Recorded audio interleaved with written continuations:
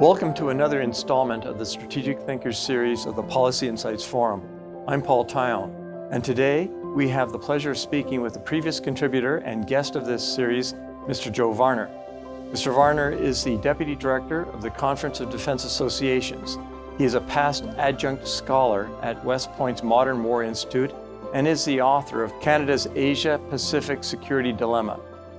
In addition, Joe has published a number of papers in the Macdonald-Laurier Institute, the Mackenzie Institute, the Institute for Security and Development Policy, the Prospect Foundation, the Kojima Institute of International Peace, and the Institute for National Strategic Studies, and the Heritage Foundation. Welcome, Joe. Nice to be here, Paul. That's the kind of introduction that my mother would have loved, and my father would have looked around the room to see who you were talking about. Well, we're delighted to have you again, and we're going to be talking about a different area of great concern for Canadians and indeed strategists, Russian hybrid warfare. I'd like to begin with, Joe, on your views relating to Russia's blatant threat to NATO employing hybrid warfare methodologies. And where does this fit in Russian strategy? Well, right now, Russia's had about 2.5 years of war in Ukraine, which has been frustrating to the Russian leadership and military elite. So they've decided that they're going to pursue a kind of a dual track. They're not getting anywhere on the battlefield, or not as far as they would like. It's gone between kind of offensives and stalemates, and it's in an attritional phase. They're now looking at a dual strategy where they continue to pursue the battlefield with Ukraine, but they also pursue NATO and Europe, and maybe further abroad, with a campaign of hybrid warfare. And they've been engaged in that over the last few years, but particularly it's picked up in the last 6 months, and it's been increasing in intensity. I'd like to solicit your views on the nature of the attacks so far, and where have they occurred? So far, we've seen a series of sabotage and arson attacks in the United Kingdom, Bavaria, Poland, Lithuania, and Czechia. And the targets have varied. In Britain, they went after Ukrainian real estate in the United Kingdom. In Bavaria, they went after an armaments factory. In Poland and Lithuania, believe it or not, they went after IKEA malls. And in the Czech Republic, they went after a major bus station. They've also attempted the assassination of the CEO of Rheinmetall. They have engaged in blocking GPS throughout the Baltic and forcing civilian flights to reroute. They also forced the British Defense Secretary to reroute. Here some months ago, the former Conservative Defense Secretary, as he was flying outside of Kaliningrad on the Baltic, he found his plane found that there was no GPS, thanks to Russian jamming. We've seen migration used as a tactic where the Russians have taken control of migrants, particularly from North Africa, but also Syria and Afghanistan, and redirected them at the borders of the Baltic states and Finland. We've seen a series of cyber attacks. You saw just recently this weekend that in Spain there were 3 arrests of hackers that were engaged on behalf of Russia. And we've seen disinformation campaigns in the elections in the EU, France, and the UK. And last but not least, they've shown a great interest in NATO's undersea communications cables, as well as undersea pipelines. And the chief suspect in the recent disconnection of 3 undersea cables in the Red Sea, Arabian Sea area, there's a big juncture there, is Russia on behalf of Iran and the Houthis. In that regard, I would like you to comment on the effect of these attacks to date, and do you see them continuing? Well, so far the effect has been more in the nuisance category. They've certainly brought home to European countries that they're under threat by Russia, that they are target states, and the Russians have attempted half-heartedly to destabilize their governments. They have shown an interest in targeting Western industrial capability and CEOs related to the war in Ukraine. They've targeted Western politicians who they view as pro-Ukrainian, so they went after British conservatives in the last election there, which elected the Labour government. Biggest loss for the conservatives, I think, in their history. And we've seen, they can disrupt communications temporarily. They can disrupt GPS temporarily. But their use of migrants is extraordinary. It's placing great strain on some of those countries in the Baltic area and even Finland. But in real strategic terms, they have not achieved their objectives. And I think as long as the West continues in some manner to support Ukraine, the Russian objectives will fail. I mean, hybrid warfare gave them 2.5 decades of war, or two decades of war with Ukraine. Do you envisage these hybrid attacks expanding outside of continental Europe?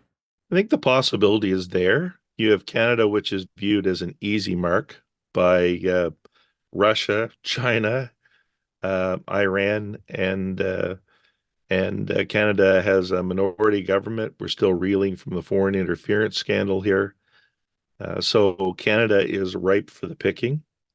I mean, we don't have military capabilities to defend ourselves on the conventional plane in many cases.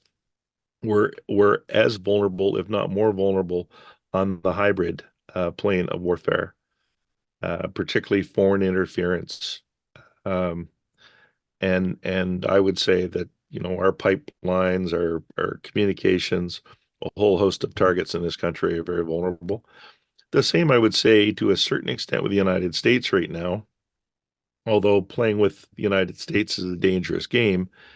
You have seen, recent assassination attempt of a presidential candidate there. The Russians quickly went over into the disinformation phase and blamed both the Democrats and the Ukrainians for the Trump assassination, trying to spread further discord in the U.S. Election. And now we have a U.S. president that has stepped aside from campaigning in President Biden, and questions now about his fitness to be president.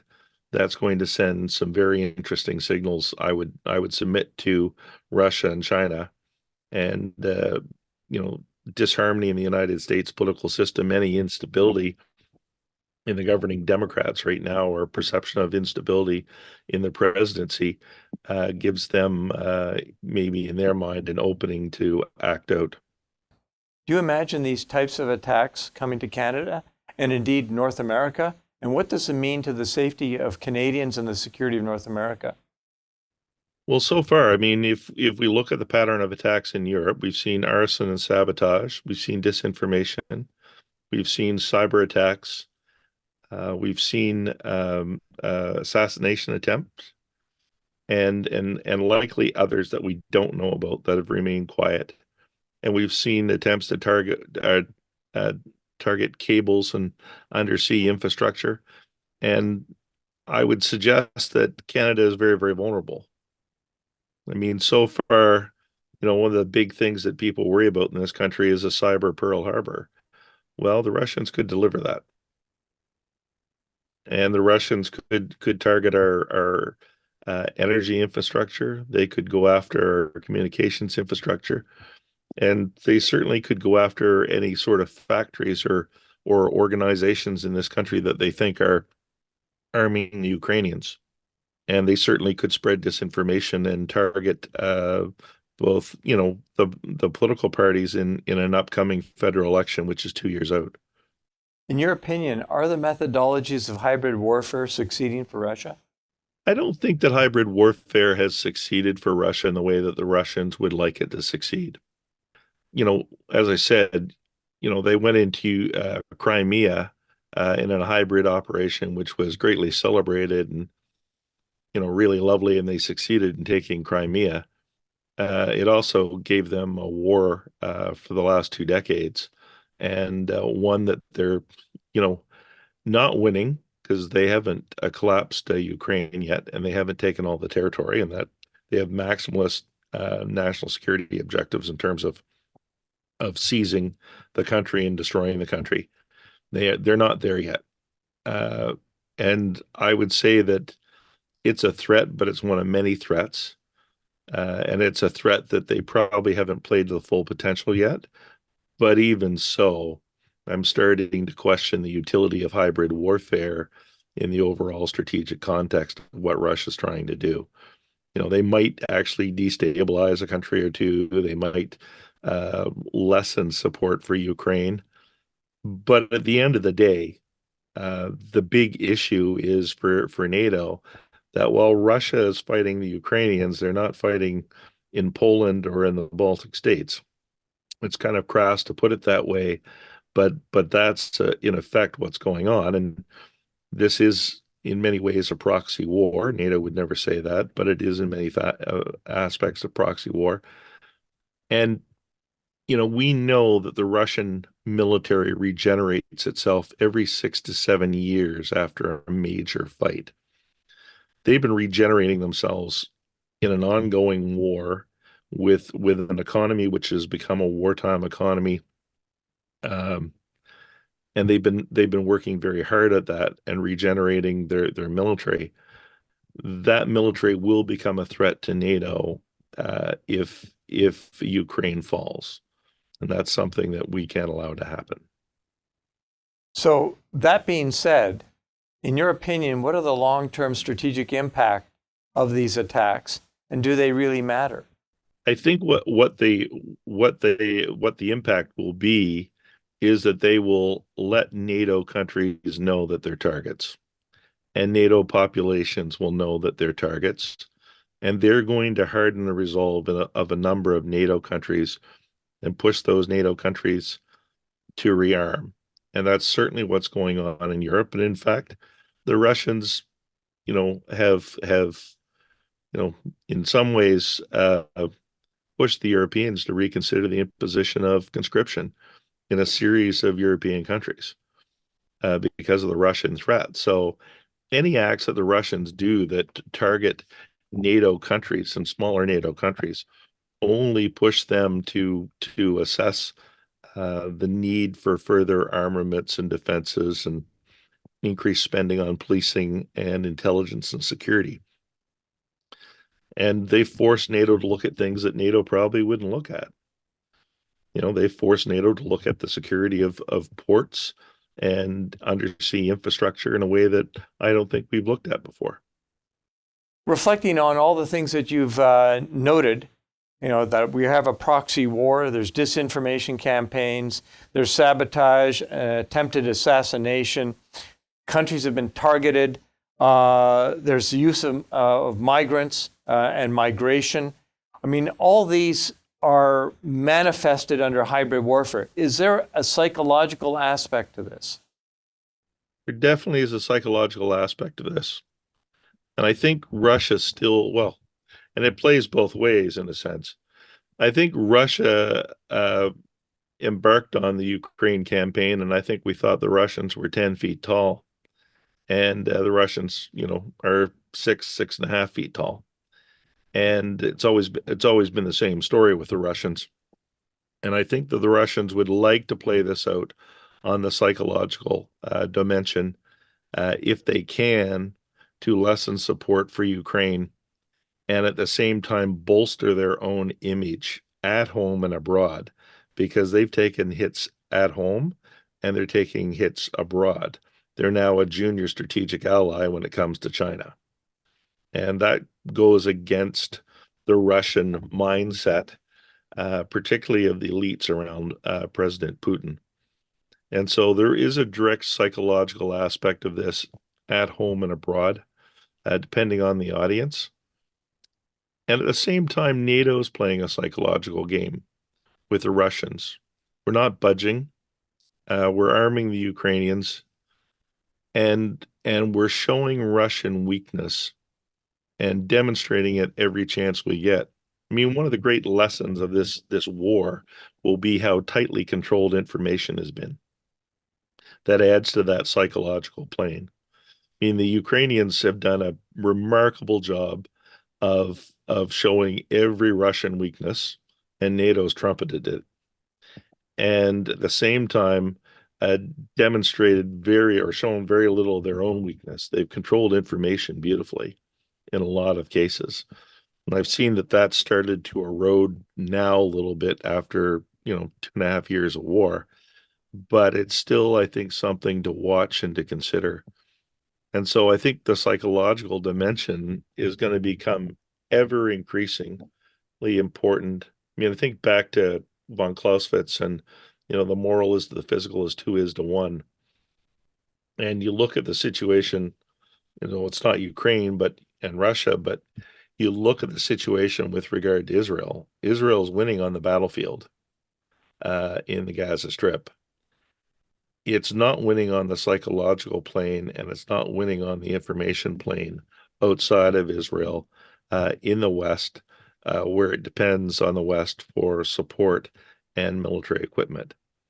And, the Palestinians, the Hamas and Palestinian Islamic Jihad and their Iranian masters, supported by China and Russia, are pushing out every day information into that psychological dimension of warfare that's putting Israel behind the 8 ball. And, when, as I said, Russia's fought for 2 decades on the conventional battlefield, it's not going well. They've now decided to go after NATO on the hybrid battlefield. They're certainly going to play the psychological war. They're running out of options. Joe, thank you for your valuable insights on hybrid warfare and indeed your final comments as on psychological warfare. We look forward to having you again on Policy Insights Forum. Greatly appreciate your time, sir. Thank you, Paul. Cheers.